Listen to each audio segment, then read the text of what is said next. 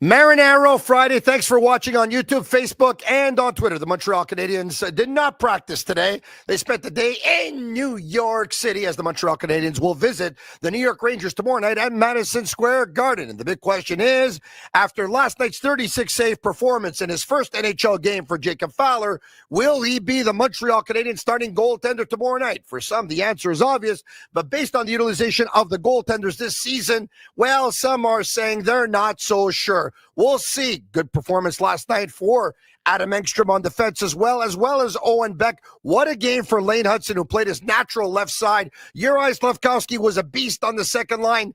Some others weren't quite as effective, but overall, what a game for the Canadiens. 19 minutes for Oliver Kapanen, who had a big night in the circle and a big night scoring a big goal for the Canadiens as well. So much to talk about. The Canadiens won a big one last night in Pittsburgh. They have another big one coming up against a conference opponent tomorrow night, once again in New York versus the Rangers. And then after the game, they travel back to Montreal, where they will host Connor McDavid and Tristan Jarry, former Pittsburgh Penguins goaltender who the Canadiens faced last night, traded earlier today to the Edmonton Oilers in exchange for Stuart Skinner. Also, former Hab Brett Kulak going from Edmonton to Pittsburgh as well. We discuss with Brian Wilde and Matt Ohayon on this Friday. Thanks for watching, everyone. It's a sick podcast. I'm Marinaro. Coming up in just 3 minutes.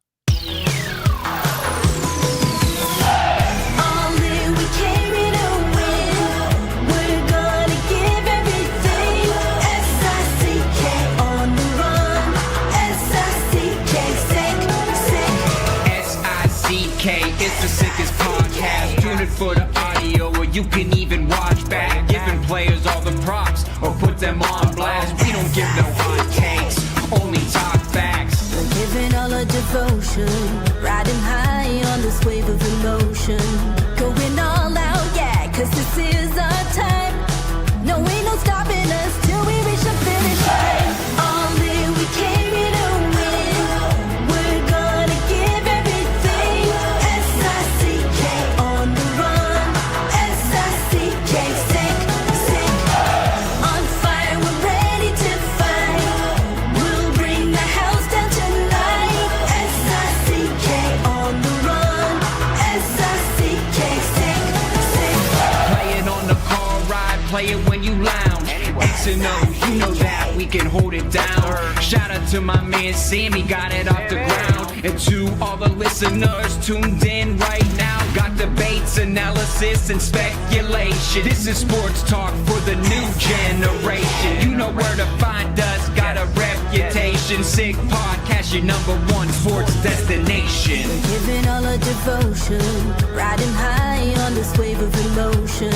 Going all out, yeah, cause this is our time. No, ain't no stopping us till we reach the finish line. All in, we came here to win. We're gonna give everything. S-I-C-K on the run. S-I-C-K, sick. On fire, we're ready to fight. We'll bring the house down tonight. S-I-C-K on the run. S-I-C-K, sick. S-I-C-K, it's the sickest podcast. Tune in for the audio, or you can even watch back. Giving players all the props, or put them on blast. We don't give no hot takes, only talk back. S-I-C-K, S-I-C-K, S-I-C-K, S-I-C-K, S-I-C-K, S-I-C-K, S-I-C-K, S-I-C-K, S-I-C-K, S-I-C-K, All in, we came here to win. We're gonna give everything. S-I-C-K on the run. S-I-C-K, sick. Turn up your volume.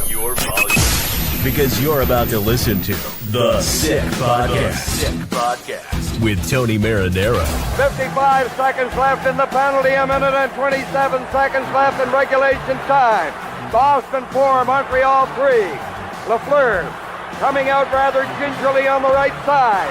He gives it into Lemaire, back to Lafleur. Oh! The sickest Montreal Canadiens podcast. You're in the fall! Sports entertainment like no other. Rejoint, on lui fait perdre la rondelle, une passe devant. Et c'est le dégagement et ce sera la victoire des Canadiens. Stanley pour les Canadiens, le 23e de l'histoire. You found the dogs! John, you found the dogs! He found the dogs! And all together, they work the young team to the top. And now, a 24th Stanley Cup banner will hang from the rafters of the famous Forum in Montreal. The Canadiens win the Stanley Cup. Brought to you by Energy Transportation Group. Driven to be different. La Vida Tibi. Embrace your true nature. And Playground, your premier gaming destination. It's gonna be sick. Marinaro, the Sick Podcast. Thanks for being there, everyone. Very much appreciated. Looking forward to this one. Wow, I got to tell you, I'm still pretty excited about what happened last night with the Canadiens' victory over the Pittsburgh Penguins and Jacob Fowler's performance. At one point, we thought it was 33 saves. Then we thought it was more. It was actually adjusted to 36 saves. He stopped 36 of 38, and there's so many. Just so many storylines to this one. The fact that Jacob Fowler started his first NHL regular season game versus the same team that Ken Dryden did, and the same team that Patrick Waugh did, and the same team that Carey Price did. And, of course, those three goaltenders all picked up a win versus the Pittsburgh Penguins. And you can make it 4 for Jacob Fowler, as he did as well. An amazing story. The Canadiens shaked it up on defense yesterday with new defense pairings. Lane Hutson was able to play his regular left side. And, by the way, the hockey stat card is just absolutely unbelievable to show just how great Lane Hutson was last night in that game for the Canadiens. And the hockey stat card will show you the exact same thing for Juraj Slafkovsky. And if all goes well, be able to take a look at that hockey stat card a little bit later on in the program. Shane Gaumont will probably have that for us, and we'll get to it. Without further ado, I got Matt Ohayon, who is no stranger to Friday Night Sick Podcast, and Brian Wilde from Global TV Montreal. How are you? Fantastic. That was exactly what the doctor ordered, was it not? For the entire city, for us who cover them, who don't feel like, ripping the shit out of somebody every single night. That was exactly what the doctor ordered. It was starting to get tiring to talk about the defensive system, the man-to-man, the hybrid, the lack of defensive zone coverage, the goaltending, the nervousness, the goaltenders, the lack of confidence the goalies had, the lack of confidence that basically was within the entire team, all that stuff. You're right. Last night was a nice change. It was nice. It was nice to see the glass half full instead of the glass half empty. Obviously today, last night and today, everyone's talking about Jacob Fowler. What impressed you the most? What impressed me the most was the positioning, not just on the first shot, but his positioning as he prepared to receive a second shot quickly after the first one. Even when the goaltenders this season have been in pretty good shape on the first shot, which hasn't been all the time, they've left their net quite a lot. They were very not ready for the second shot. So that's what impressed me most, with a very quick sidebar to his glove hand and how he caught the puck as well as he did. I know it sounds strange. It seems catching is easy, but for a lot of these guys, it's not. And he was showing a beautiful glove hand all night, which is vital because a glove hand leads to what? Stoppages in play when you want them. Yeah, he was able to control his rebounds very nice and smother some of those rebounds. Matt Ohayon, I'll ask you the same question. What impressed you the most? His demeanor in the net. It was, you never thought the Canadiens got frazzled. He never got frazzled. It was honestly very impressive. He looked like a veteran in goal. It looked like it was shades of Carey Price in goal when, he's frantically facing 3 shots back to back off the rebounds and just, hey, I got it. No worries. It looked very easy for him. And that's, a tribute to what Brian said. His positioning was incredible. Guys, some are going to already give a very, very strong opinion on Jacob Fowler after just one game. It's going to upset some people. Some are going to say that, it's too much pressure on a young goalie.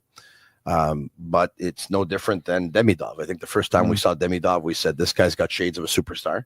And the first time I saw Jacob Fowler, I said, this guy looks like he's going to be a franchise goalie. I'm not going to change my opinion after one game, whether it was good or whether it was bad. If Jacob Fowler would have given up 5 last night, believe me, I would have come in today and I would have told you that I believe that Jacob Fowler is going to kind of make us forget about Carey Price or be the next Carey Price for the Montreal Canadiens. Carey Price was with the Montreal Canadiens for 15 years in goal. He was one of the best goaltenders in the National Hockey League for quite some time. I don't know the exact amount of years. Obviously, 1 year he picked up 4 individual trophies. He was unbelievable. But for probably a greater part of about 7 or 8 years, if you ask players in the National Hockey League who they thought the best goalie in the National Hockey League was, whether he had the stats or he didn't, whether he had the team in front of him or he didn't, they would say Carey Price. I think we're going to see the same thing with Jacob Fowler. I knew we were going to go into this direction today. And that's why I want to make the point when people talk about pressure. And they always sell it like you don't want to ruin the kid in terms of emotions, in terms of what somebody can handle in terms of pressure. I want to fight back on that super hard today because I hate that narrative. I don't think all of these kids not in the NHL at the age of 21 has anything to do with the fact they're wusses. They're not a bunch of wusses. They've trained their whole lives for this moment. This is the moment that they believed was coming. They expect this moment, whether it comes at 21 or 23 or 25, their mental makeup will be the exact same. They will be who they are. And because all of these 21-year-olds are not in the NHL, has nothing to do with mental makeup. It has to do with the length of time you must get goaltending training to be ready to stop NHL shots. It's as simple as that. In baseball, a starting pitcher arrives, unless he's extremely special like Skeens, at 24, 25 years of age. Why? Training. You know what the thing is? Because Patrick Roy arrived at 18 and Marty Brodeur arrived at 19. A lot of people expect if this guy's going to be as good as people say he is, he should have arrived by now. And Tony, I'm already ready for the first graphic that I asked Shane to make for us about what the draft class from 2020, all the best goaltenders in the last 5 years. Shane, I don't know if you're ready for it, but if you're ready, I'm sure he is. I'd love to see that graphic because this is from 1919. Spencer 1919. Pardon me, that'd be a long time. 2019. Spencer Knight, these are his first moments in the NHL of success right now for the Chicago Blackhawks. 6 years after draft. Askarov, right now, his very first moments of NHL success. 5 years after draft. Devin Levi, taken 212 overall, but was stunning in college, stunning in the American Hockey League. Astronomical numbers. We are now 5 years out of draft. He remains in the American Hockey League. Sebastian Cossa was supposed to be the next big thing. Detroit Red Wings. He remains in the American Hockey League, taken 15th overall 4 years later. Same draft year as Fowler. Rebel. He remains in college hockey at UMass Amherst right now, putting in some okay only numbers. Under 19, taken 38th overall, taken just ahead of Fowler, same year. Very good career playing for the U.S. at World Juniors. Trey Augustine, he remains at Michigan State, taking 41st overall. This is what has happened to everybody between the ages of their draft year and 25. They remain not in the NHL. This kid, 2 years out of being drafted, just played his first National Hockey League game and looked ready for it technically. And I'm not calling all those other guys right there who needed 6 years wusses. I'm saying they needed the training that is required to become NHL goalies. There are outliers. Carey Price, outlier. Patrick Roy, outlier. Jacob Fowler, outlier. And by the way, this after playing 18 games with the Laval Rocket over the last year or so, because he played 3 to end off the season last year and 15 thus far this season, with a record of 10-5 this year with the Laval Rocket, a goals against average of 2.01, a save percentage of .947, and 3 shutouts thus far on the season. I'll take you back to that draft, Matt Ohayon, 2023. The Canadiens have provided some footage, of course, over the last couple of years. They do that. They take us behind the scenes to show us what the GM or the president of hockey ops or what some of the scouts are talking about. And when they discuss goaltenders, I want to show you a scene where Montreal Canadiens scouts, Billy Ryan, who had a chance to see Fowler quite a bit in the United States of America, and Vincent Riendo, former NHL goaltender, also a scout for the Montreal Canadiens, who he is in charge of the Russia territory. All right. So there's a debate going on between Fowler and another goalie.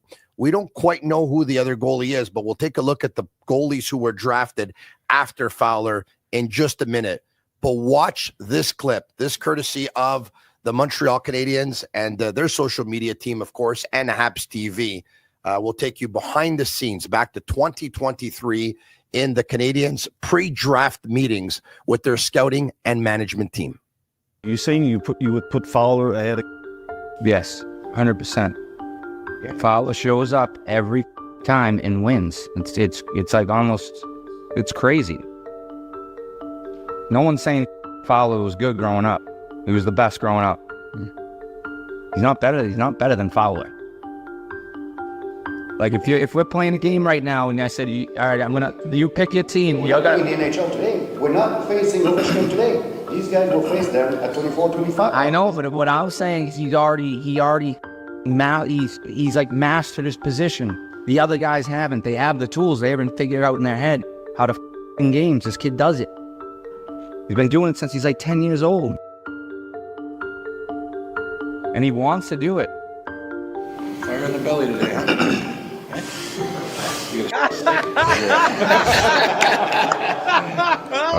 Well, it's been fiery and active. It's a good group. There's a lot of debate.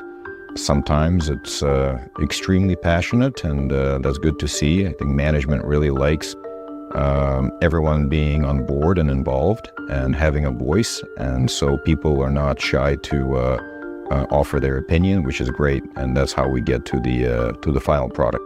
We're all working to the same goal. We're trying to win a Stanley Cup, and yeah, I'd want the kid who wins the most.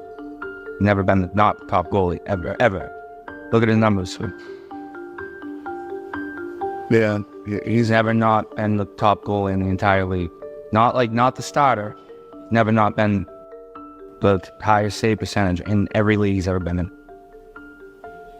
I can't deny it. I can't, but I just think we're going to regret not taking this kid. And they ended up taking him. And by the way, the co-director of amateur scouting for the Montreal Canadiens, I think Bob Broff, who you heard talk about the passion in the room and the fact that there was some real good debate going on. But Billy Ryan, you really put his foot down and said, we're going to regret not taking this kid. He got into it so much where he dropped 3 or 4 times the F word, huh? Yeah. And Jeff Gordon went down there to make sure that, let's calm everyone down here. It's okay. You know what I loved about that? Because they've done that before. And every other time they've done it, it was in terms of a guy that they took that people were passing on, and they were right. Like they released a Lane Hutson one just like this, right? Yeah. And they got it right. And they released a Slafkovsky one on this. And I think they got it right. It'll be a long debate that's going to go on for a decade, I think, between Slafkovsky and Cooley. And depending on the moment, people will go back and forth. But judging by the way the National Hockey League's been played in the last couple of years and will be played in the future, I'd rather have the big body in the playoffs. It's, you're seeing the way he's playing. Like last night, it was crazy. And, taking back to what they do and how they argue about it passionately, it's fantastic. And obviously they got the choice right so far because, no one else from that draft around there. I think Waldstad is, got some good moments. Who are they debating about? I think it was Rabel. I don't think so. And I'm going to tell you why. I'll tell you why. Why not? It's a 2-syllable guy. Yeah, I'll tell you why. Let's bring up the list. You can tell by how long they mute it that it's 2 syllables. All right. Okay. The reason why I don't think so, and the list will show all the goalies that were taken in that draft year. Okay. Adam Gajan, Chicago, 35th. Rabel, Arizona, 38th. Augustine, Detroit, 41. Bjarnson, Philadelphia, 51. Clara, Anaheim, 60. Jacob Fowler to the Canadiens at 69. Zabragin at 87. Slafkovsky with Los Angeles at 118. Yatkula with Nashville at 121. Conte Miller to the Canadiens at 128. Melker Thielen to Arizona at 134. Ratzlaff, Buffalo, 141, and Yevgeny Volokhin to the Canadiens at 144. The reason why I don't think it's Rabel is that Vincent Riendeau is in charge of the Russia territory. Oh, I see. So I think they're debating either Fowler and Zavrikin, or maybe Fowler and Volokhin, and they ended up getting Volokhin anyway in the 5th round. But because the debate was so intense, I have a feeling they're thinking that Fowler would have probably gone in the 3rd round. I don't know this for a fact, but I'm thinking the debate was between Fowler and Zavrikin. And doesn't that That's list, what I think, but I don't know. I do not know. I don't have the info. I'm speculating. yeah. Okay. And Matt, doesn't that list make you think that most scouts think that goaltending is voodoo? Yeah. Look at how many are taken. I know. And they start being taken in the 2nd round because they're not sure anybody's going to land. You know what? I remember when the Canadiens had this draft, and that was one of the big stories, that they took 3 goaltenders in this draft. And that's because they were coming off losing Carey Price, and they had nothing. Right. They had nothing in the pipeline. The only one that was there was Caden Primo. So they needed goaltending in a bad way. And listen, I don't want to be the ball buster or the guy who rains on everyone's parade. I really like Jacob Fowler. I thought he had an amazing game. I'm not ready to crown him. I saw things that I really loved, and that was okay. We have something here. What didn't you love? I've been seeing things that I really love. I've been seeing things that I really love for 3 years. I can't pick out a single thing that I didn't love last night. He was incredible. But what I will say is just, who was the goal? It was Steve Mason. Was it Steve Mason in his first year? He had 10 shutouts. Columbus, yeah. And then Jim Craig. Okay. To nothing. But I hold on a second, though. I want you to think about something, okay? Close your eyes for a second. Sure. And think of the Canadiens in the last 3 weeks. Mm-hmm. Think of the 5-1 loss versus Los Angeles. Yeah. Think of the 7-0 loss versus Dallas.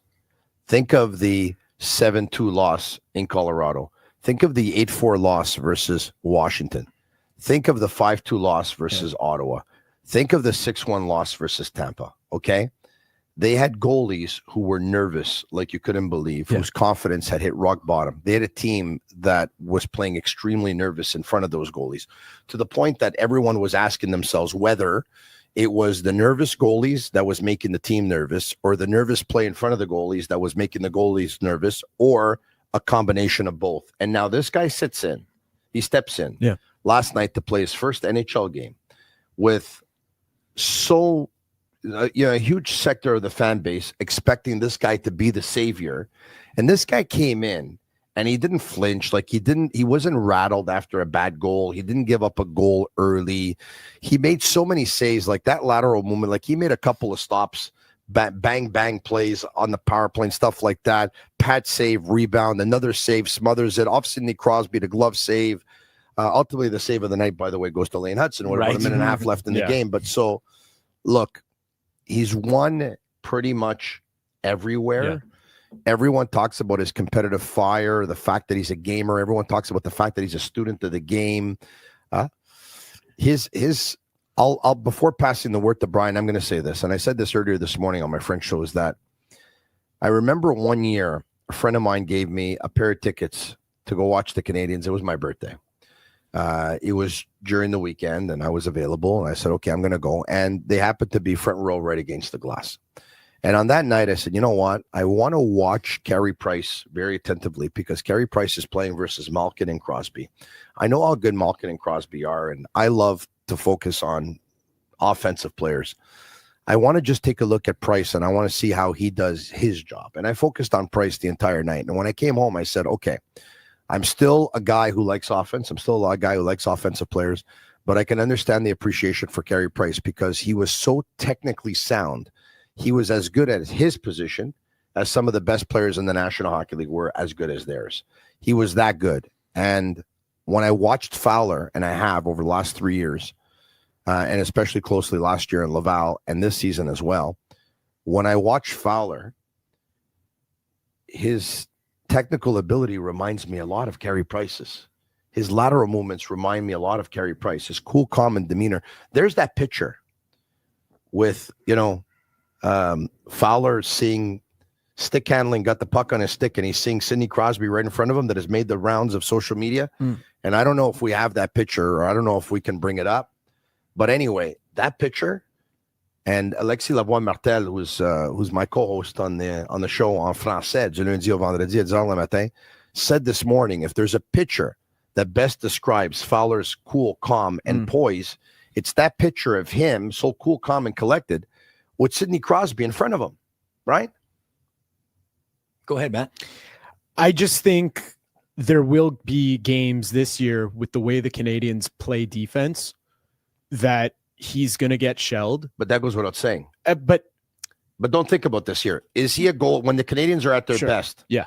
You think this guy can be a factor to propel them to a Stanley Cup? He's going to be a part. He's going to get shelled this year. They he's going to be a part of it. Consistency in their defensive play. He's going to be a part of it, sure. Because I believe in the next 5 to 7 years, the Canadians will win a Stanley Cup. I truly believe that. And I believe he's going to be the guy. Yes, he's going to be a part of that. And we were so spoiled with Carey Price and what he provided. You know, we saw the fruits. He came as advertised. He was also a 5th overall pick. This guy's he's a 3rd round pick. So I'm just saying. Slane Hutson's a 2nd round pick. He's one of the top defensemen. I agree. Again, I agree. Last night he picked up his 55th point in 2025. He's number 1 in the National Hockey League, tied with Evan Bouchard, 2 points ahead of Cale Makar. He's a 2nd round pick. 2 points off the greatest single calendar year in Canadians history. Nikita Kucherov's a 2nd round pick. He was drafted 50th overall. And he's one of the best players of this generation. I agree. I agree. In no particular order. Sidney Crosby, Connor McDavid, Alexander Ovechkin, Nikita Kucherov. Listen, those are the 4 best Tony, players of the last 15, 20 years in the National Hockey League. Tony, I understand I'm making a losing argument, especially after last night. I get that. There's no right or wrong. No, of course. I get it's a tough opinion to back up, especially after last night. I'm on the Fowler train. I loved how calm, cool, collected, positionally sound. He has everything. Breath of fresh air, considering what we saw Tuesday night. He has everything. I know some people are going to actually get on me for saying that I'm getting carried away after one game, but I'm not getting carried. I'm taking a look at the last 3 years that I've seen him. I haven't seen him day in, day out. Pierre Maguire who now lives in South Carolina, used to live in Connecticut, used to live in and around Massachusetts, I believe, or actually travel to go. If he didn't, then it was probably Connecticut, but he would travel a lot to go watch a lot of Boston College and a lot of Boston University games. Fowler, of course, played at Boston College with the likes of Ryan Leonard and others, and he would go watch a lot of Boston University games where Lane Hutson was there with Macklin Celebrini. Pierre Maguire has seen Jacob Fowler even before that, okay, with the Youngstown Phantoms of the USHL. Pierre Maguire told us last night on the Sick Podcast following the Canadiens and the Pittsburgh Penguins. And I've, by the way, he's not talking after the fact. I've heard Pierre tell me this for the last 3 seasons, for the last 3 years. 3 years ago, Pierre told me that when he saw Jacob Fowler in the USHL about 4 years ago, that, you know, when he saw him, he reminded him a lot of Marty Brodeur. And the last time he remembered seeing like a 17-year-old goalie or whatever it was, 16-year-old goalie that good, it was when he saw Marty Brodeur playing for Montreal Barassa. And look, doesn't mean that Pierre could be wrong, but there's a lot of people that are on the Jacob Fowler hype train. I mean, he's been compared to Marty. I saw Carey Price last night. I did. I think what Matt's doing, and I'm going to do it with him just a little bit, is that no matter how great he is, he's 21. Yeah.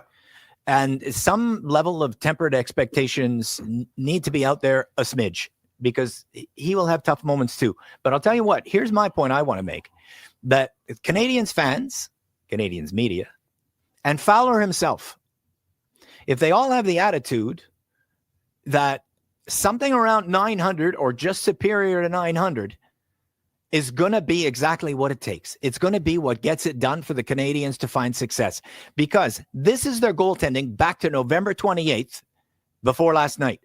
These are the save percentages they got from November 29th. 786, 769, 778, 957, 938, 828, 806. Anything starting with an 8, you need 4 goals to win on a regular 30 shot minimum. game. Yeah, minimum. Right? Now, when it starts with a 7, You need 8 goals to win, guys. Yeah. So, like, they don't need Fowler to be a savior. And they don't even need 9-4-7 from him like they got last night. They need a nice, calm, peaceful, consistent 900 to 905 every night with the odd slippage to 895. And this team will win a hell of a lot of hockey games, because you know what we're not talking about last night? Yeah. We're not talking about the fact that they were up 3-0 midway through the second period. And within 3 minutes, they gave up a 3-on-1. Yes, they did. A breakaway. Yeah. Another breakaway in the third. And a stupid penalty. They bring them down 5 men to 3 from Carey. Yeah. Okay. Like, when you're up 3, there's only one thing your coach wants from you. Get on the right side of the puck, dump it in, make them work 200 feet. No odd man rushes, and don't wake them up with emotional penalties. They just want boring. And these guys, as much as we're praising them today, Slafkovsky, unbelievable. Caulfield, did you see that goal? I mean, when you get goaltending like that, you forget to talk about all of the other things. And a 3-on-1 and a breakaway and another breakaway and a stupid penalty. That's 4 moments that it could have cost them the game. And they didn't, because the goalie was great. So it wasn't that dissimilar to a lot of nights in the last 2 weeks. Guys, we'll try, and this is the voice of Brian Wilde, by the way, brought to you by Fruiterie Dollard, a family-run business, a mainstay in the Lasalle community since 1995.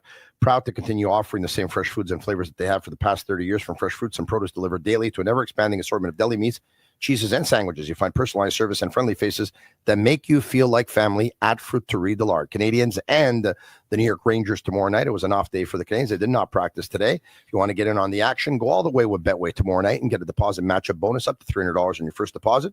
Scan the QR code on the screen or click on the link in the details section to create an account. Redeem your welcome offer. Offers only available for new customers. Terms and conditions apply. Offers not available in Ontario. Must be 18 years of age and older. And please play responsibly. Also, shout out to Bittt Tibi. For big games, you want the best beers on your team, whether it's Bittt Tibi IPA with its bold flavor, Bittt Tibi Lager with its exceptional smoothness, or Bittt Tibi Ultra Lager, which is ultra light and ultra refreshing. They always have a place on your team. Bittt Tibi, brewed for special occasions. Please drink responsibly. Guys, Pierre LeBrun is going to join us in just about a minute. We can get back to some Montreal Canadiens talk on Slafkovsky, on Caulfield, on Lane Hutson, so much to talk about. We can't continue to talk about the Montreal Canadiens and Canadiens-related issues with Pierre LeBrun.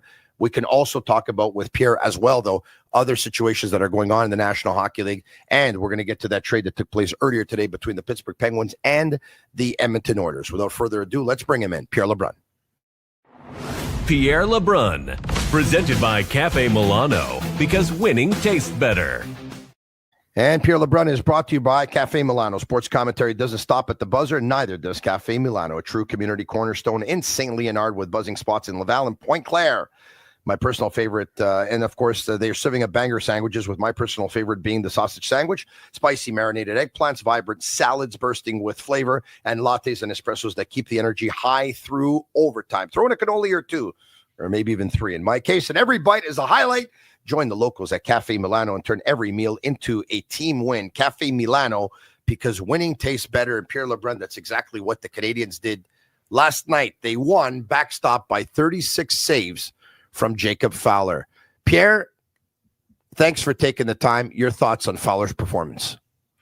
Yeah, he was outstanding. And what I loved from the outset is how calm he looked. And, of course, that's his trademark, as you guys know. And, I think it's just so timely. The Habs, to me, look like a team where they had a lot of players looking over their shoulder over the last couple of weeks, wondering if they were going to get a save. They'll say the opposite publicly, but when you don't trust your goaltending, it's unbelievable how it can destroy the psyche of a team. And it's why there's so much pressure on that one single position. And honestly, after the game against Tampa, I was at the Board of Governors meeting in Colorado Springs and watching that game along with a few other games with my TSN colleagues. And we were talking and saying, I literally said after that game, I don't think the Habs want to call up Jacob Fowler until the second half of the year, but they may not have a choice.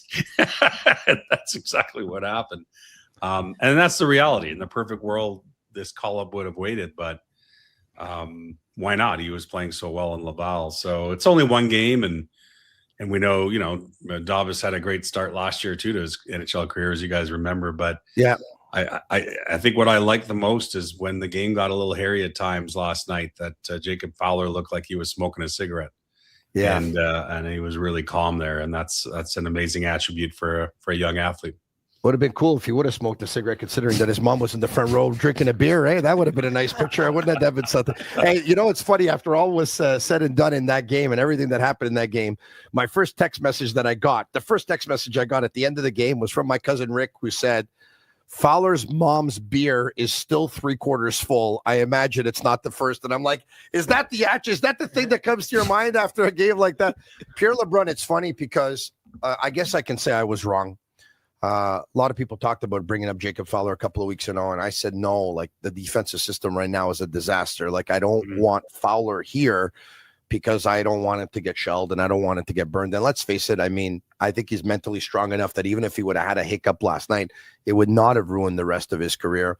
I guess I was wrong. Having said that, I'm convinced, and I don't know this for a fact, that it was not in the plans for the Montreal Canadiens to bring him up. I mean, it just can't be a coincidence that their goalies are putting up the numbers that you talked about with their lack of confidence and their nervousness that they had. And all of a sudden you bring up Fowler because you said together as a team and as a staff, well, we knew that we wanted to bring him up at one point and be with the pros and practice with the pros and let's see what happens. I mean, I think you'd have to be pretty naive to think that it was going to happen this early on in the season. But my question to you, Pierre, is that when the goalies were struggling as much as they were, the Canadiens were basically bleeding and everyone was looking for someone to stop the bleeding. And some were saying, okay, you know what? Maybe it's time to go out and actually get a goalie. There was a trade earlier today in the National Hockey League. We'll bring it up if we can. There you have it. The Penguins acquired goalie Stuart Skinner, defenseman Brett Kulak, and the Oilers' 2029 second-round draft pick in exchange for goaltender Tristan Jarry and forward Sam Poulin. Before I ask you for your thoughts on this trade, I mean, how many goalies could be there on the market that the Canadiens could have gone out and acquired that would have been experienced goalies that probably would have been able to stop the bleeding a little bit? Yeah, it's an extremely short list. I mean, listen, you can always go trade for a goalie if that's the means to an end, trade for a goalie. Whether or not it's trading for a goalie that can help you is a whole other conversation. And by the way, the jury's still out on what Edmonton did today, and we'll talk about that in a moment. But it is really hard to do. I talked about this on Insider Trading last night. My sense of the Habs plan here after calling up Fowler is they hope Fowler comes up, injects a little stability, some excitement. So far, so good, one game in. But they very much still want Samuel Montembeault to be part of things, right? And so the hope is that Montembeault has a little reset here and can find the game that made him such a competent goalie the 3 years before this season. And so those two things, hopefully for the Habs, can be true at once, where Fowler is part of things, but Montembeault also bounces back. If those things don't happen, if this is too much of a jump for Fowler over time too quickly, and they have to send him back to Laval, which they are absolutely ready to do, if they think it's not good for him. And if Montembeault doesn't bounce back, then yes. Then as I said on TSN last night, I think then they have to hit the trade market. I just don't think they want to hit it right now. I think they want to try and figure this out internally before they're forced to pick up the phone and trade for a goalie. And part of that is because it's just, as you saw with Edmonton. Edmonton's been looking at this for 2 years. Yeah. It's just so hard to upgrade externally at that position, especially in season. And I get that Colorado now, we look back at it, it was actually almost a year today. It was December 9th, 2024, that they acquired Mackenzie Blackwood, the Avalanche. And just a few weeks before that, they acquired Scott Wedgwood. I understand that it looks amazing now. Those two guys have been fantastic for the Avalanche. I want everyone here be honest and say, did you have your hand up after the Blackwood deal and say, for sure, the Avs now have figured out their goaltending? They took a gamble too. Yeah. I thought it was a wise gamble. His underlying numbers in San Jose were strong, especially given the team he was playing with. But it's the same Mackenzie Blackwood that I got pushed out of New Jersey because he couldn't stay healthy. So, the lack of of confidence that I'm hearing from NHL front offices 31 years into covering the NHL is remarkable right now when it comes to the goalie position in terms of knowing what you really, really have. 11 months ago, Tristan Jarry's on waivers and went unclaimed, in large part because of the term left on his contract. Today, Stan Bowman, the GM of the Oilers, said it's the term left on his contract that made him very appealing. 11 months later. And I get it. I understand what Stan is saying because I think he's right. If they're right about Tristan Jarry and they picked him up on the upswing, just like Colorado and Blackwood, then 2 more years after this year at 5.3 is appealing to an Oilers team where every dollar counts under the cap. But I'm just trying to paint you a picture that for Habs fans that still want Ken Hughes to go out and upgrade the goaltending. I mean, I'm sure you guys have done that. Tell me who you think's available and who's a sure bet right now. Yeah, the list is very, very short. You're right about that. It's 0. Having said that, look, 3 goalies are here right now as we speak, Pierre, and the Canadiens went down this lane a couple of years ago with Caden Primo and Samuel Montembeault and Jake Allen, who ultimately obviously was traded to the New Jersey Devils on NHL trade deadline day. No one liked it at the time. The goalies didn't like it. The players didn't like it. Nobody liked it. How do you see things playing out with the Canadiens? Because, I mean, can we all agree here that are we in favor of whether it happens or not, Jacob Fowler getting the start tomorrow night in New York versus the Rangers? Yeah, he needs it tomorrow. Huh? Well, I want Pierre to talk a lot, so I'm going to answer yes, but my answer is actually no. Your answer is no? Yes, it is. It's no because on Sunday against the Oilers, I think that the lack of confidence that the 2 guys, Montembeault and Dobish, have now in front of their own fans at the Bell Center is minimal to 0. Yeah. And they have a little bit more confidence on the road, where I think Fowler would bring a lot of confidence to his Bell Center debut on Sunday. Wouldn't you want to put your best goalie versus a conference opponent? Nah, I'm not worried that much. 2 points. I can't worry about what's going to happen in April, whether the Rangers are going to beat me for that 1 point in the playoff spot. Pierre? Also, I get what Brian That's is my saying. theory. I think it makes a lot of sense. I mean, heck, you gave the kid Crosby, you might as well give the kid McDavid while you're at it. But and Draisaitl. But the reality is, I think that these every single game right now for the Canadiens as they try to steady their season after such a fantastic start is so huge that. So you think they go back? That I don't know. Back? I just that's Saturday, Sunday, Pierre. No, I wouldn't play both games. I'm saying. Okay. The next game is your biggest if you're the Montreal Canadiens, and the next game is tomorrow. And so, I got a sense after the Habs lost to Tampa the other night that the players in that room were looking up at management saying, what are you going to do here? Like that. I think that's how low a moment that loss to the Lightning felt. Wow. And I mean, that's just my feeling. I'm not saying someone told me that, but my point is they did something. They brought up the kid, and now he's won his first game. And I know it sounds silly because whether he plays Saturday or Sunday, he's going to play again. But I think I stick with him. They want a big game in Pittsburgh. Go win a big game in New York. Momentum. Yeah, I play Fowler on Saturday night. I get ready for this. I play Dobish on Sunday versus the Edmonton Oilers, who between him and Montembeault is the goalie who has more wins and a better goals against average and a better save percentage. Then the following day on Monday, I send him to Laval. Not keeping 3 goalies here. He's waiver exempt, so he can go down. And can I ask Pierre a question? Sure, of course. Pierre, you've been covering the game a hell of a long time. This morning, just for fun, I checked because I wrote it in my column. How many sub 900 goalies have the Montreal Canadiens had as their number 1 since the Bell Center opened in 1997? The answer is Montembeault this year, and 1 year Theodore had 36. And he was 881, and Uwe had 34, 2 less. So the number 1 goalie was Theodore in 8881, but Uwe was somewhere around 915. That was sort of like the transition. But the point I'm making here is the starters in the NHL used to have 920, 915 is a nice number. Right. 900 is the number now that's nice. What has happened to NHL goalies, Pierre? I can't hear anybody give me a theory on it, but they're not very good anymore compared to the shooters. I was just going to say that what's risky in looking back at those historical numbers is that the game has changed a lot here in the last 10 years, and save percentages have come down around the league. And there's a lot of different theories about that when I talk to goalie coaches around the league and to goalies. I mean, the game is faster than ever. The duress on goalies post to post is unbelievable. They see more grade A's than ever. And I just think the position is more difficult to play than it has been. Now, the negative side of that analysis would be that the game is not producing as many talented athletes in goal as they did 15, 20 years ago. That for some reason, who is the next Carey Price or Henrik Lundqvist? I mean, I would say right now it's Igor Shesterkin, but my point is, look at Canada alone and look at who has a Canadian passport. When you look at the league stats for Canadian goalies, first of all, there aren't as many Canadian goalies as there used to be in the NHL, which is remarkable. But also, I don't know that we're producing as many elite goalies as we did as a country before. And so what's behind that?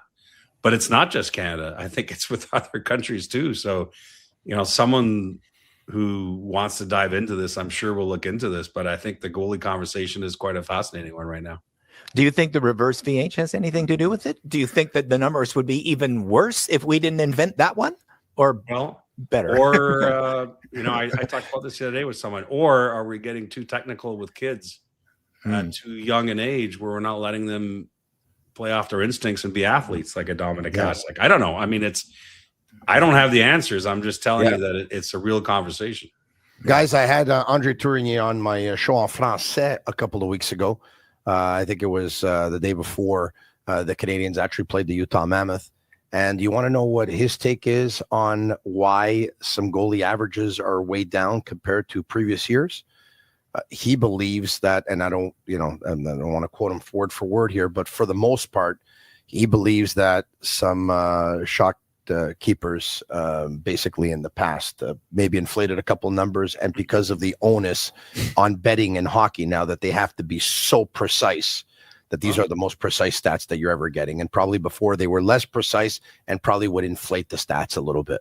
There were certainly buildings in the past that seemed to have higher shot counts, Boston being one of them. Absolutely, man. You'd look at it and go, 48? They didn't shoot 48. I would also say this. Didn't Ron Tugnutt make 1,000 saves one game in Boston in a 3-3 tie or something? Exactly. 63. I would also say this. I know from 3 kids who play rep hockey, I can't believe what I spent on these one-piece hockey sticks, but the technology is at a place like it's unbelievable the way the puck comes off these sticks. So harder for goalies to stop. Good point. And the other point I'd make is that, the analytics behind the sport now, players are being coached with data about what areas on the ice produces more grade A's and better looks depending on the goalie you're facing or the defensive system you're playing. All that knowledge is at a higher level than it was 15, 20 years ago.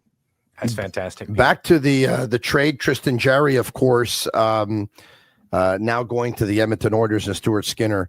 You know what? I'm happy Stuart Skinner's getting like a new start. Like that question that he was asked a couple of weeks ago, man, how do you feel about the fact that, like the fan base doesn't want you here? It was extremely uncomfortable. I thought he handled it like a pro, by the way. It was very, very difficult. But guys, one of the other things I was thinking about today when the trade went down, Pierre, I would imagine you saw this. Did you see this? There was a podcast about a week ago that announced a trade between the Penguins and the Oilers. And they announced that Tristan Jarry was going to Edmonton. Did you see that? No, I did not. And that was like a week ago. You're my only podcast. It didn't happen. And so a couple of days later, they came out and they apologized. And I don't know who it is, Pierre. Maybe you would know, but somebody behind it. Actually, you didn't see that? Somebody behind it said, "We apologize to Tristan Jarry for 2 weeks for all the stress that we put through his family and stuff like that. And we're actually going to put the podcast on hold, and we're going to take a break so we can take care of our mental health." It was a report. It was said on their podcast 1 week ago. Yeah. And 2 days later, or 3 days later, they apologized. And 4 days after they apologized, the deal was announced this morning. I felt bad for Stuart. I missed all that, Pierre. My goodness, the way he was treated there. Yeah, well, I know that they expect the spotlight, but wow. Yeah, I've spent a lot of time in Edmonton the last couple of playoff years because of their trips to the Cup final, and Stuart Skinner was amazing to deal with, win or lose. He was a really approachable dude, and when he played didn't play well, he would take responsibility for it. He was also available, by the way, on game days, on the morning of a game, shockingly. Wow.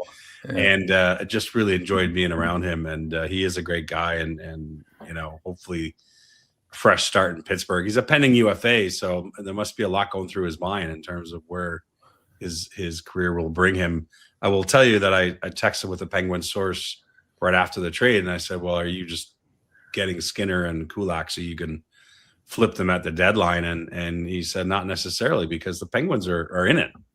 Penguins are trying to make the playoffs against all odds. And so if those guys can be part of that, then they'll keep them. But I personally think they're going to fade out of the race, and then they'll have some assets to move before March 6th.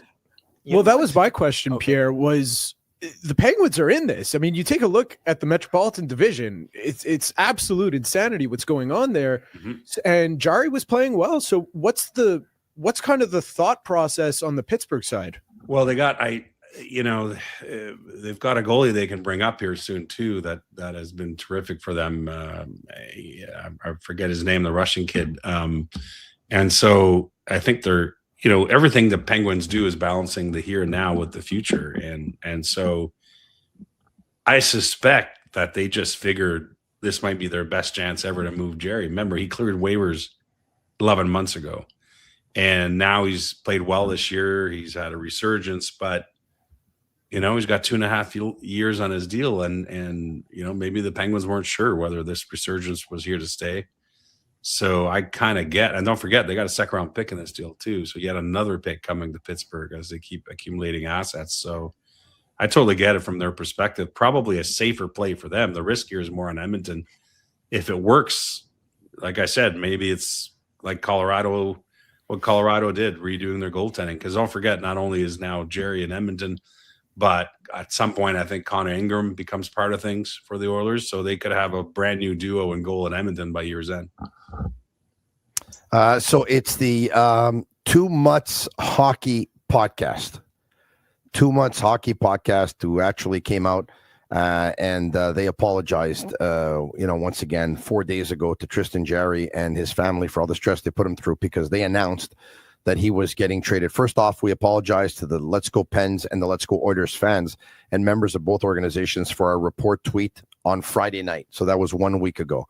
We are sorry for any inconvenience we caused on our end of things. Most importantly, we apologize to Tristan Jarry and his family for any unnecessary, unneeded stress that we caused. Enjoy the games you play and enjoy the games you watch. Happy holidays to you and your loved ones. P.S. I just want to say that thank you to all our listeners. Unfortunately, I've decided to step away from recording podcasts and creating content to take time away to focus on my mental health struggles. Wow. I look forward to being back to podcasting soon. And 4 days there are after a lot of that, guys that do that on a daily basis. 4 days after feel that, bad about it. 4 days after that, I mean, the trade was announced. So isn't that something? All right, okay.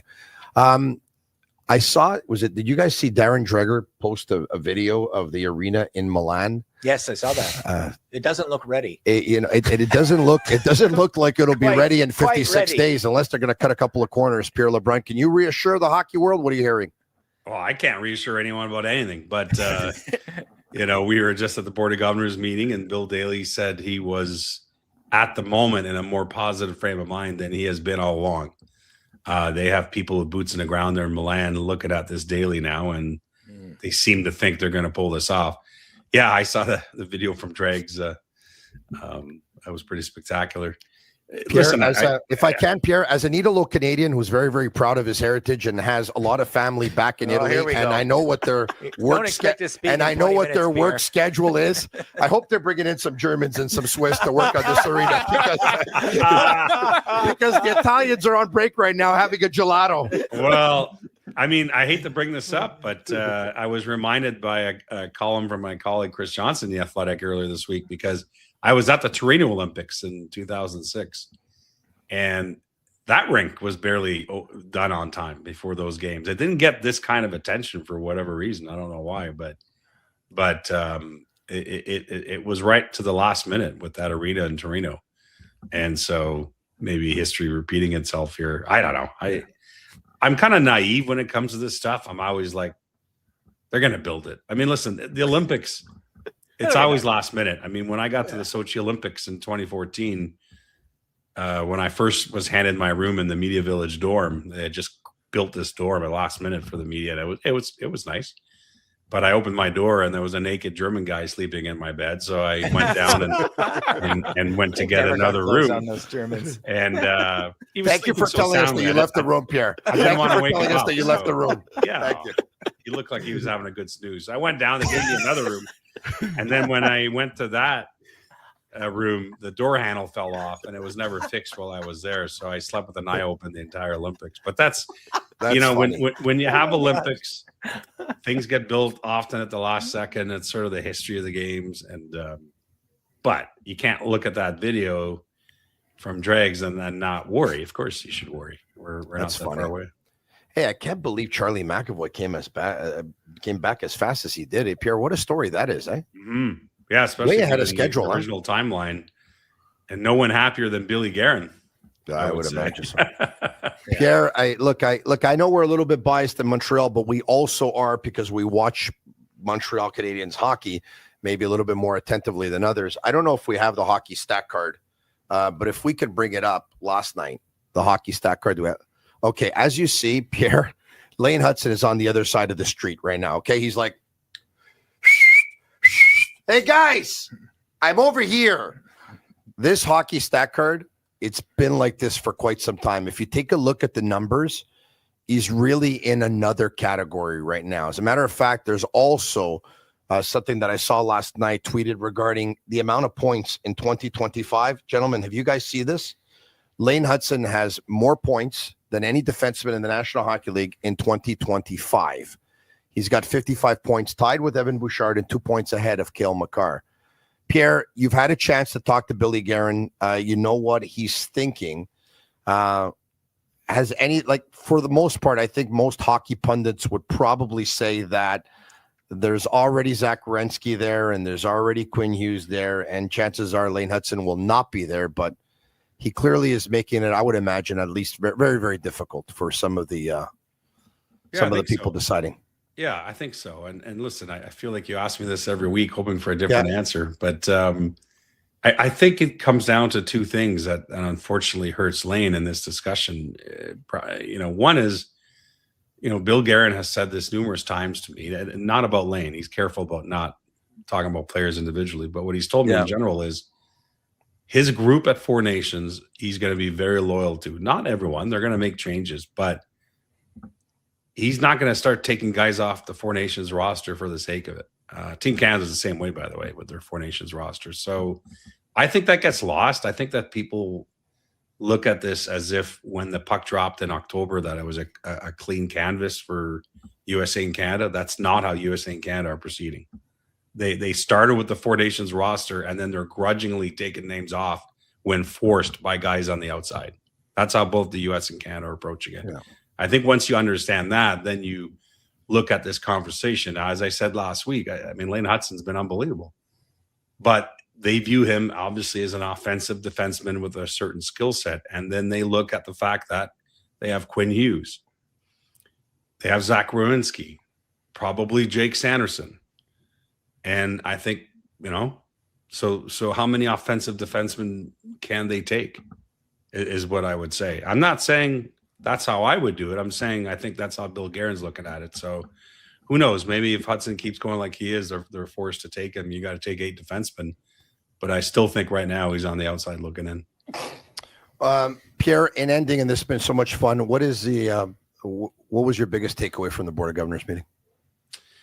It wasn't a very newsy meeting, but I would say if people have time this weekend, I'm glad with the way my column worked out today in The Athletic about the amount of owners that went on the record talking to me about the escalating salary cap and how it might impact the way the league looks like in a couple of years. Jeff Molson, one of the owners that took time to talk to me for it, by the way. But after years and years and years of having 2/3 of the league at or very near the cap, as you know, there are some owners who wonder now if we're going to enter a different era with fewer teams at the cap, with the cap going all the way up to 113.5 million in 2 years. And beyond that, 120, 125, we'll see. Craig Leopold of the Wilde, who's always at the cap, said, maybe it's time we look at that number and have to make a decision. So I think we're headed for some interesting times and a different landscape. And Pierre, do you feel that they think that they may not find themselves close to the cap, some of these owners, because they feel that the profits in terms of television and tickets are not keeping up? Because it's supposed to be like a percentage, right? Yeah, So, why do they feel overwhelmed? I think it's very bluntly comes down to what are your revenues and how much is coming in and what should go out. Yeah, it's a business. And, keep in mind that the way the system works, it's 50-50 between owners and players. And in fact, at the end of this year, Bill Daly from the NHL said the players are probably going to get a top up, which is rare in this system. They're actually going to make more than their 25, 26 salaries because we're talking because of the 50-50 balance they have to respect. But my point is that I think there are some teams that may surprise that have always been at the cap that look at a salary cap that's going to $113.5 million in 2 years and say that might be above what our revenues, like that doesn't quite correspond with our revenues. And how many times can you raise ticket prices in this league? I think the NHL is one of the most expensive nights in sports. So there's some real interesting decisions coming, I think. Right, because what you're talking about in the end there is, in terms of some teams not thinking they're going to get there, is disparity. Right. That the rich are going to take the cap up, but the poor aren't coming with them. But the one thing Mark Chipman from Winnipeg Jets, chairman of the Jets, told me is that he thinks a big part of helping make it so that it doesn't become the have and have-nots is the new revenue sharing system. We've had revenue sharing for a long time in the NHL, but it's been drastically tweaked in the new CBA. The league is very careful about not explaining it too much. It's kind of a secretive thing. But what Bill Daly said to me about the new revenue sharing is that the biggest teams are going to pay into it even more, and that more teams will gain from it, especially. So all I can tell you is Mark Chipman could not emphasize enough how important a role revenue sharing will play in trying to keep the competitive balance in the NHL. Wow, Pierre, that's great stuff. Pierre LeBrun, we can keep you forever, but we'll make you get on with your Friday night and eventually your weekend. So have a great weekend. We appreciate it. Thank you. Right on. There you have it. Pierre LeBrun, of course, of TSN. Wow, I didn't know that about revenue sharing. The Athletic. It's the first I heard of it. I'm shocked to hear that. Well, it made what I liked, and I didn't like it. It makes sense that some teams won't spend up to the cap, because if you just look at how it's going up, it's growing quick, fast. Yeah, but I think the point that needs to be made, though, is, the way they operate the cap and how it gets set as that number is because it's a 50-50 sharing of revenue, right? So out of the full revenue of the league, then you work out 50% go to the players. That becomes the cap number. And I think what Pierre's saying there, that will, as the cap keeps going higher, because the successful teams like Montreal keep selling out 21-273, have good TV deals, have good merch, probably better than anybody, famous team all over the world. And the teams like the Ottawa Senators are so far away from that revenue sharing is now a part of the equation. 4 or 5 Montreal Canadiens topics quickly in ending. All right.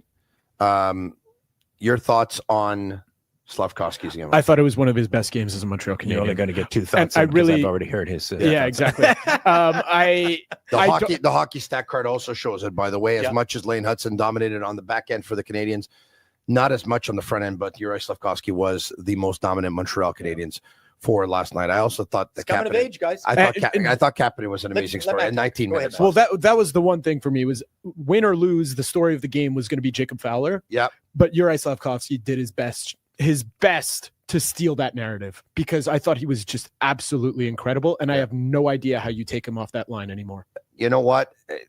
I like when they put him on the left wing. I love it. I like when they put him on the left wing, because he just simplifies his game so much. He just puts his head down. He looks like a power forward so much more so when he's on the left wing. He puts his head down. He puts his shoulder down. He sticks his arm out, basically. If you're a Montreal Canadiens fan in the 90s, it was shades of John LeClair. And if you're a Canadiens fan probably 10, 15 years ago, kind of reminded me a lot of Eric Cole. Yeah, that's it. You've made the most important point for me. That when he comes down on the left side, as a left-hander, starts sticking that big ass out, leaning into somebody, protecting with the stick. Sometimes the knee actually gains some more space. He can pretty much do what he wants, which is exactly what he did when he passed to Kapanen. Kept it on the left, protected, shielded his body, shielded the puck, had all the time in the world. Kapanen comes down the right side streaking. That's his footprint for success on the rush. Adam Engstrom didn't have a lot of minutes last night, 11 and a half, but he had a pretty good game, of course, alongside Struble. Engstrom was playing the right side, by the way, which he's played with the Laval Rocket. Engstrom in or out tomorrow for you versus the Rangers? I don't see how you could change the lineup. They played so well. They played incredible. So you're not getting Arbor Jacki in versus Rempe. And you know what? It actually pains me because I thought Arbor Jacki played really well on Tuesday night. And there aren't too many players who did. Exactly. But he took 2 penalties at the end of the game, which probably was the deciding factor to keep him out. The only change I would make, if any, is Arbor Jacki in for Struble. If you look at that card, Engstrom doesn't have a great card, but I looked at that before the last 7 minutes of the game. Yeah. And he was really high up. It was only that last 7 minutes when, like the score sometimes dictates the cards a little bit too, right? So the last 7 minutes is clearly defend, hold the lead. So Slafkovsky's not out for that. So he's got a big number. Hutson's not out for that. So he's got a big number, but Engstrom, he was really high for 53 minutes. He was like 73 Corsi before it dropped at the very end of the game. He was fantastic.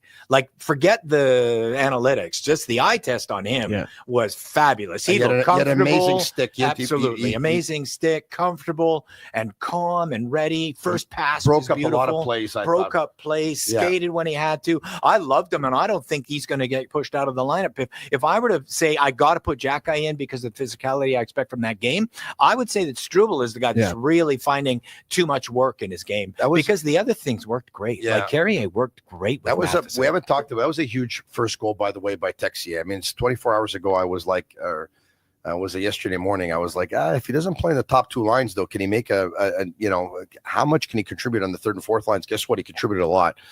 Credit to Valeno's line and to Beck's line because they had a lot of sustained offensive zone pressure. Oh man, that Beck line in the 3rd period. Chris Letang was on. No, but prior to the Texier goal, I think Chris Letang was on for like a 2-minute shift because they couldn't get out of their zone. And his giveaway, Texier's shot was absolutely fantastic. So credit to him as well. It came up big. All right. So the Canadiens have weathered the storm, at least for one game. But hopefully they don't start all over again. Tomorrow night, big one. They took the day off earlier today. No practice day for the Montreal Canadiens. They enjoyed it. And I'm sure that they probably, it's a good trip because they're on a trip with their families and their mentors. Did you see? That's pretty cool. Yeah. That's pretty cool. Yeah. Some amazing Cole brought stories. his brother. Cole brought his brother. Yes. Yeah. I think Nick Suzuki brought one of his skills coaches. Right. That's from a long time ago. Which is kind of cool. Who was drafted in the NHL, but didn't go on to have a career. And I think that's pretty cool. Some amazing stories. Well, it's someone you don't get to travel with all that often. I saw a video of someone, people, it was football players reuniting with their mentors, and they aired it on ESPN last week. Absolutely incredible because you just see the relationship and how much these coaches growing up meant to these players. Speaking of coaches, and you see it with these players now. How often does Cole Caulfield get to spend time with his brother during a season? Yeah, no, I hear you. And now he gets to have a game with him, a couple of road trips. See the way they were all smiling yesterday. And Cole, what a goal, by the way. He knew exactly what he was doing, and he pulled it off. Not the first time that he actually shoots from behind the goal line, and he scores goals. He's done that a couple of times this season. All right, so Brian Wilde and ending. You don't have Fowler playing tomorrow. You're going with Montembeau or what? Because it's back to back. I want Jacob to play at the Bell Center against the Edmonton Oilers. Therefore, he needs rest on Saturday. So who do you have tomorrow night in New York? I have to go with. I don't like either choice. Let's go Fowler tomorrow. I'm going Fowler, and I'm going in the same fashion as last week. If he plays well, I want him again on Sunday. Yeah, exactly. Can a guy go 3 and 4? I think he could, and I think might be a bit too much. I think they'll make I'm not going to play the conspiracy game, but I think it was a little convenient that Samuel Montembeau was sick last Sunday, and that Jacob Dobie. How do we end the show on that? Played 2 games in a row. I think Jacob Fowler, he's going to play. If he plays well, just give him Sunday as well. Can I tell you something? It's a fragile team right now. It's going around. I got 2 boys at home. One's been in bed since Sunday, and the other one's been in bed since Monday. You got to get seat up. You got to have your 2 mandarins a day. They've had everything. Cold, cough, upset stomach, nausea, headaches, fevers. Like night sweats. It's big time. Big time night sweats. Big time. What is it? A flu? I would think it's a flu. Yeah. All right. Yeah, I would. would think. And my sister has been feeling it for the past 2 weeks. Her kid's been feeling it. Her No husband. Marco been feeling Marciano it. talk today at all, Tony? Well, why don't we end it with this? He's obviously done an amazing job Absolutely. with Dobesh, and he's done an amazing job with Fowler. Uh-huh. There's a lot of talk about the goalie coach. Eric Raymond, of course, has not been unanimous, especially in the last month in Montreal. But I say this. We don't really have a way of, besides the performances that we see, but I'll say this. If Fowler's here for, let's say, a month, and in a month he looks as broken as Montembeault and Dobesh do, it won't look very good on Eric Raymond. If Fowler is here for a month or two, and he looks just as amazing or even more so in the next month or two, then we could probably say probably nothing to do with Eric Raymond, maybe just dealing with two goalies that were fragile. Yeah. Right? Yeah.